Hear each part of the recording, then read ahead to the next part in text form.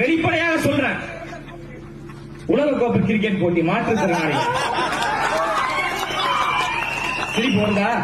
ஞாபகம் இருக்கா? ஒரு மாற்றுத்திறனாளி சகோதரங்க, நான் உலகக்கோப்பை கிரிக்கெட் போட்டியில விளையாடி கப்பு வாங்கிட்டேன் அப்படின்னு சொல்லிட்டு ஐயா ஸ்டாலின் அவர்களுடைய மகன் இருக்கக்கூடிய திருவல்லிக்கேணி சேப்பாக்க தொகுதியிலேயே ஒரு பழைய கப்பு கடையில ஒரு 2 கப்பை வாங்கிட்டு வந்தாங்க. இப்ப ஜெயிச்சாங்கன்னா ஒரு கப்பு தானே கொடுப்பாங்க. அந்த 2 கப்பை எடுத்துட்டு முதலமைச்சர் ஒரு முறை போய் பார்த்துட்டு வந்துட்டார். ஐயா, உலகக்கோப்பை கிரிக்கெட்ல விளையாடி ஜெயிச்சு கப்பு வாங்கிட்டேன். ஸ்டாலின் அவர்களுக்கு ஒரே சந்தோஷம். தமிழ்நாட்டை சார்ந்தவர் ஒருத்தர் கப்பு வாங்கிட்டு வந்திருக்கிறாரு. திருப்பி உதயநிதி ஸ்டாலினை பார்க்க போறார். யாரு? நம்ம சுதந்திர போராட்ட தியாகி கூத்தாடி. சிரிக்காதே, கூத்தாடி தான். 2 வருஷத்துக்கு முன்னாடி நயன்தாராவோடு டான்ஸ் ஆடியவர் தான் உதயநிதி ஸ்டாலின் அவர்கள். அதனால கூத்தாடி உதயநிதி ஸ்டாலினை பார்க்க போறாரு. அவரும் தம்பி அதெல்லாம் பேசக்கூடாதா, அது உண்மையிலே வழக்காயிடும்.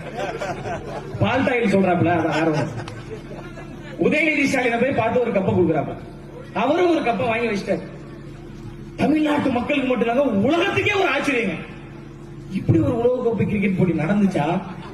இப்படி ஒருத்தர் விளையாடினாரா? உண்மையிலேயே ஜெயிச்சாரான்னு நம்ம விர்ச்சுவல் வாரியர்ஸ் சொல்லவா வேணும்?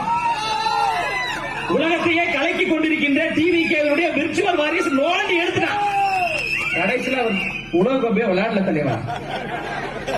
ஆமா, உங்களுக்கு தெரியுமா தெரியாது எனக்கு தெரியல. உண்மையிலேயே உலகக்கோப்பையை விளையாடல. பழைய கப்பு கடையில கப்பை வாங்கிட்டு போயிட்டு முதலமைச்சரையும் துணை முதலமைச்சரையும் ஒரு மாற்றுத்திறனாளி சகோதரர் பார்க்கிறார் என்றால் உலகத்திலேயே தலை சிறந்த தற்கூரி தமிழ்நாட்டின் முதலமைச்சரும் தமிழ்நாட்டின் துணை முதலமைச்சரும் உதயநிதி ஸ்டாலின். நாங்கள் தற்கூரி கூட்டம் அல்ல, தத்துவத்திற்கான கூட்டம். தமிழ்நாட்டில்